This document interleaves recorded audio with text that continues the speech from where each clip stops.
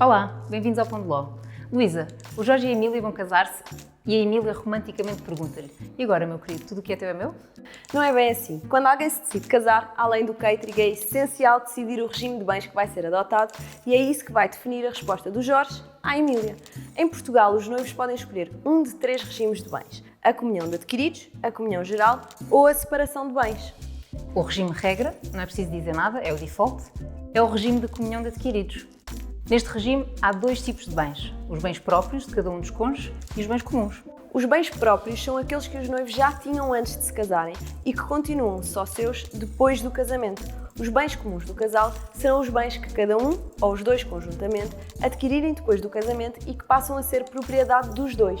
Isto quer dizer que o ordenado da Emília passa a ser também do Jorge? Sim, depois do casamento, o produto do trabalho faz parte da comunhão. Atenção, apesar de a regra ser a de que após o casamento tudo o que vier é dos 2, esta regra só se aplica quanto aos bens que não são adquiridos gratuitamente. Se se tratar de uma herança ou de uma doação, o bem, herdado ou doado, será considerado bem próprio daquele que o recebeu, apesar de ter sido recebido depois do casamento. Já no regime da comunhão geral, todos os bens, passados ou futuros, comprados ou recebidos gratuitamente, são dos 2 e, portanto, nesse regime, a herança que o Jorge vai receber da sua querida avó também vai pertencer à Emília. E o apartamento que o pai da Emília lhe ofereceu depois do casamento também vai pertencer ao Jorge. Disclaimer: se o Jorge ou a Emília tivessem filhos de casamentos anteriores, não podiam escolher este regime de bens. Por último, temos o regime da separação de bens. Neste regime, cada um tem os seus bens. E o amor pode ser muito, mas o que é da Emília é só mesmo da Emília. Neste regime, não há comunhão de bens, só mesmo de mesa e leito, idealmente, claro.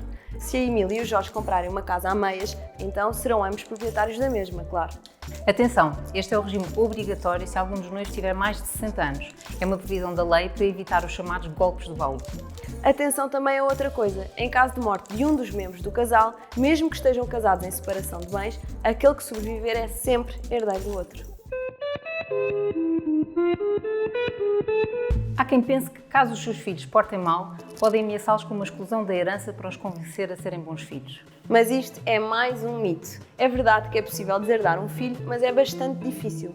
Segundo a nossa lei, só é possível afastar um filho da herança a que teria direito se o filho tiver cometido um ato manifestamente grave contra os pais, por exemplo, se tiver cometido um crime intencional contra eles ou contra os irmãos ou avós, se tiver sido condenado por denúncia caluniosa contra os pais ou se tiver recusado injustificadamente aos pais alimentos enquanto estes morriam de fome. Está feito o pão de ló.